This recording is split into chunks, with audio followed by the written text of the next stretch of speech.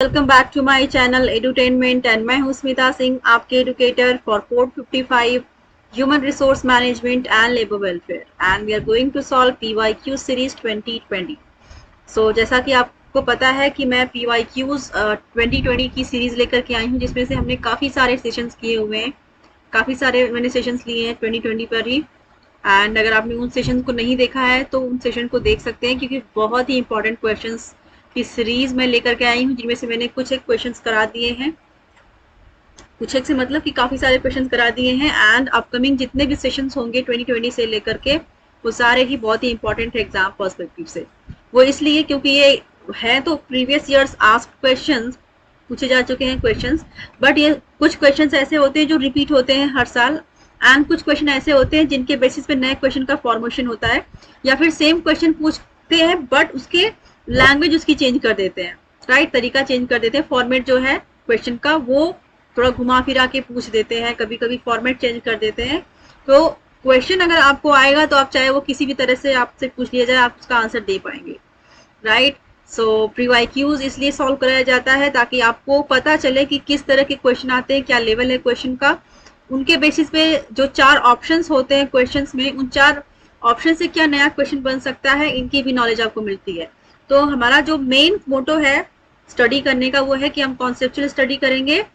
हमारी जो स्टडी होनी चाहिए, हमेशा हमें फोकस करना चाहिए कि हम जो भी पढ़े बेसिक जो उसके रूट्स है उसको जाने, उसका ओरिजिन क्या है, क्यों है, किस लिए ये चीज हुई है। तो थ्योरी पार्ट जब हम पढ़ते हैं तो हमें थ्योरी पार्ट में उसके हर एक कॉन्सेप्ट को समझना होता है, हर एक पार्ट का, हर एक टॉपिक का आपको समझना होता है, उसके कॉन्सेप्ट क्या है। क्योंकि अगर आप कॉन्सेप्ट जब तक नहीं समझेंगे तब तक आप क्वेश्चन को सॉल्व नहीं करेंगे, राइट, कर पाएंगे। सो क्वेश्चन को सॉल्व करने से पहले हमेशा हमारा फोकस होना चाहिए कि हमने जो भी पढ़ा है उसके हम फोकस होकर पढ़े, बेसिक्स को पकड़ें और कॉन्सेप्चुअल स्टडी करें। कॉन्सेप्चुअल स्टडी करेंगे तो किसी भी टाइप का क्वेश्चन होगा आपके सामने, आप उसको सॉल्व कर पाएंगे, राइट। सो आज मैं आपको सेशन पे उस स्लाइड पर लेकर के चल रही हूँ जहां से हमें आज का सेशन स्टार्ट करना है।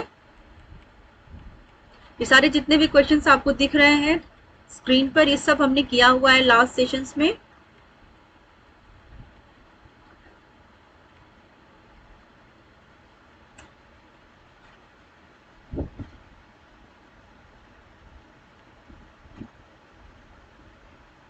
राइट, आज का हमारा पहला क्वेश्चन होगा इस सेशन का। लास्ट सेशन का लास्ट क्वेश्चन था, मैं आपको दिखा देती हूँ। Progressive disciplinary action is, progressive disciplinary action क्या होता है। पहला आपके सामने ऑप्शन है, a disciplinary action in which appropriate action according to the offence is taken. दूसरा, a disciplinary action in which no penalty appropriate to the offence is imposed, ये भी गलत है, पहला भी गलत था। तीसरा है, a disciplinary action in which maximum penalty appropriate to the offence is imposed, ये भी गलत है। मतलब मैक्सिमम की, एक प्रोग्रेसिव होने की बात कर रहा है, प्रोग्रेसिव डिसिप्लिनरी की बात कर रहा है, तो मैक्सिमम की बात ही नहीं होनी चाहिए यहाँ पर, ये गलत हो जाएगा। पहला भी गलत है, दूसरा भी गलत है। लास्ट ऑप्शन है जो कि सही ऑप्शन है, जैसा कि आप देख रहे हैं ऑलरेडी मैंने हाईलाइट किया हुआ है, तो आपको आइडिया लग गया होगा कि इस क्वेश्चन का सही आंसर ऑप्शन नंबर 4 ही है। और जिन्होंने लास्ट सेशन देखा था उनको पता होगा कि किस तरह से मैंने इसको एक्सप्लेन किया था। सो इस क्वेश्चन का जो राइट आंसर है वो ये है, that progressive disciplinary action is a disciplinary action in which maximum penalty appropriate to the offense is imposed। Sorry, minimum penalty, minimum की बात होगी यहाँ पर, right, not maximum. Maximum third में था जो कि रॉन्ग था। फोर्थ में है, a disciplinary action in which minimum penalty appropriate to the offence is imposed is called a progressive disciplinary action. आज का पहला क्वेश्चन है, according to Section 56 of Factories Act 1948, a spread over does not exceed more than। Question है, according to Section 56 of Factories Act 1948, a spread over does not exceed more than 9.5 hours।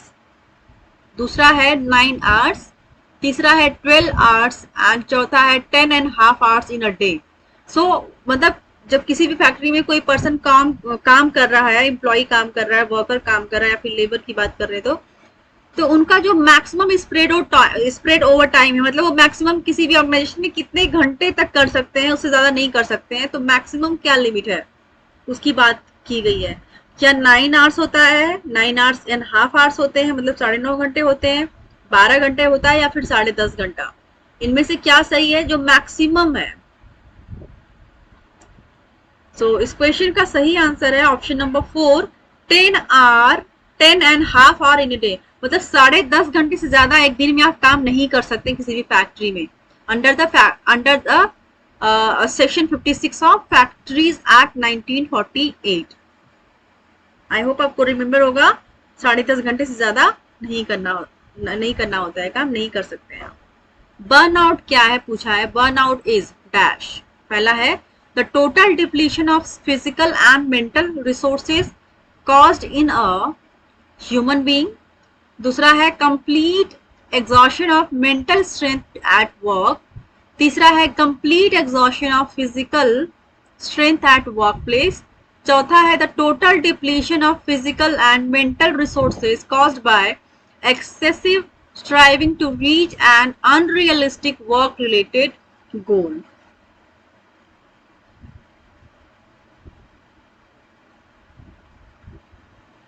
Burnout के बारे में जानेंगे। पहला देखेंगे the total depletion of physical and mental resources caused in human being. क्या ये burnout है? नो, ये बर्नआउट नहीं हो सकता।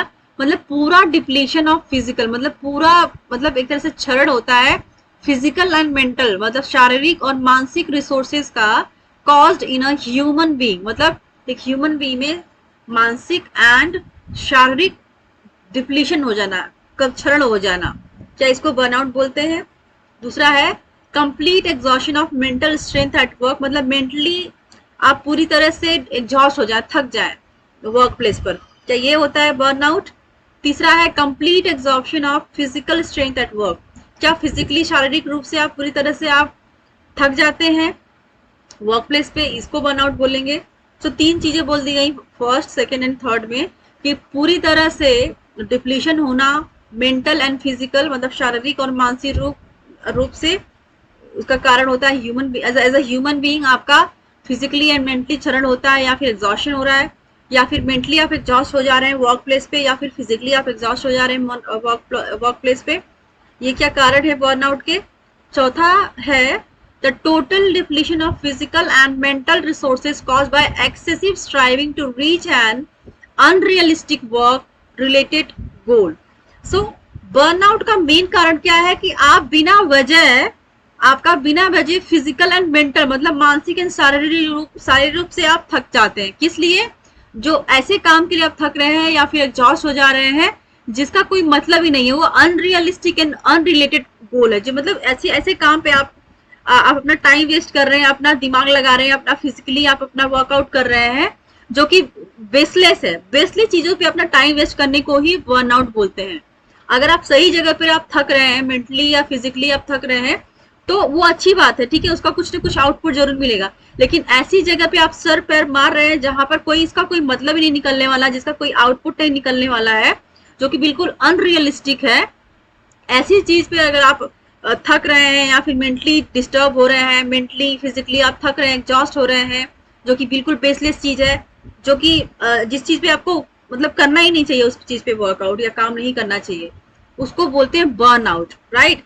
अगर आप सही जगह पे अपनी मेहनत और एफर्ट लगा रहे हैं तो वो आपके लिए पॉजिटिव कॉज का कारण होता है, पॉजिटिव आप पॉजिटिव रिएक्शन होता है, उसका ऑब्वियसली आउटपुट अच्छा निकल के आता है, उसका कुछ ना कुछ, बहुत 100% नहीं तो आप मतलब उससे थोड़ा बहुत तो बेनिफिट उठा ही लेंगे अगर आप सही जगह पे अपना एफर्ट लगा रहे हैं। लेकिन ऐसी जगह पे आप एफर्ट लगा रहे हैं जो कि अनरियलिस्टिक है, बेसलेस है, तो वो आपके लिए बर्नआउट की तरह होता है, right. Burnout is option number 4 would be the right answer, the total depletion of physical and mental resources caused by excessive striving to reach an unrealistic work related goal।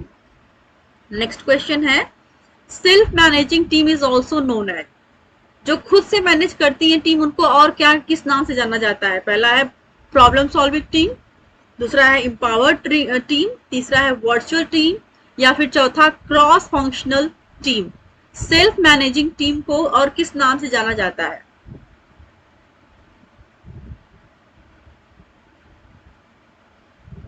I hope आपको answer मिल गया होगा। अगर एक बार question को आपने ठीक से पढ़ा होगा या फिर से पढ़ा होगा तो आपको एक आइडिया मिल गया होगा कि क्या हो सकता है इसका सही answer.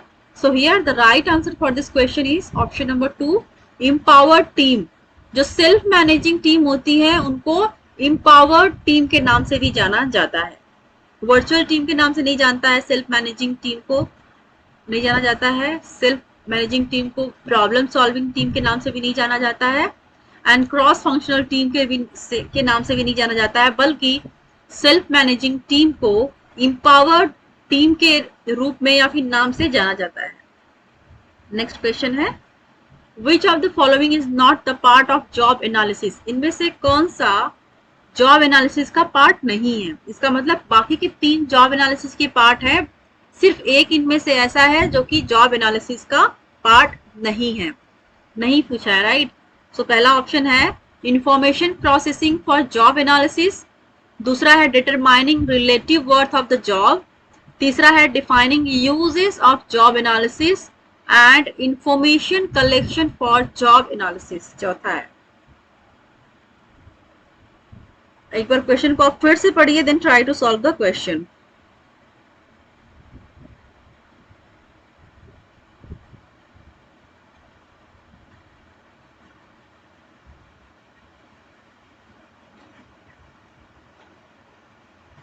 So here the right answer for this question is option number 2. Determining relative worth of the job is not the part of job analysis. Determining relative worth of the job, ये इसका part नहीं है job analysis का, बल्कि पहला देखेंगे information processing for job analysis is the part of job analysis obviously. तीसरा है defining uses of job analysis, मतलब डिफाइन करना कि इनका उपयोग क्या है, यूज क्या है जॉब एनालिसिस का. जॉब एनालिसिस का उपयोग क्या है ये फाइंड करना is also is a part of job analysis. चौथा है information collection for job analysis. Job analysis के इंफॉर्मेशन कलेक्ट करना ये भी एक पार्ट होता है जॉब एनालिसिस का. पहला देखा आपने इंफॉर्मेशन प्रोसेसिंग, इंफॉर्मेशन को प्रोसेस करना, ये भी एक पार्ट होता है जॉब एनालिसिस का. But determining relative worth of job is not the part of job analysis. So option number 2 would be the right answer for this question. आप I hope आपको ये सारे क्वेश्चंस पसंद आए होंगे इस सेशन के. एंड ये सेशन में थोड़ा सा शॉर्ट ले रही हूँ.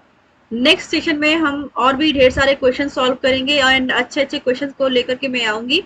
तब तक के लिए keep watching me. Thank you very much.